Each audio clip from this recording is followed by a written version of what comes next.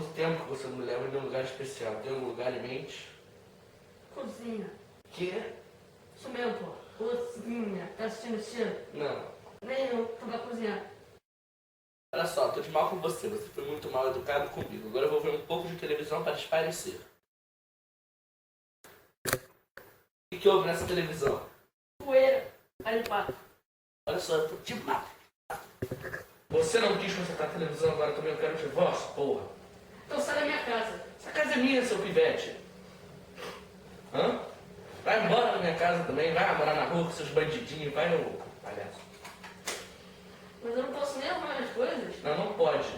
Faz o seguinte, leva a peruca então. Leva a peruca, porra.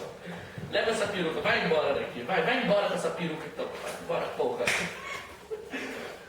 Seu merda. Seu merda. Aqui, ó. Porra. Seu merda. Vai embora, vai, sai.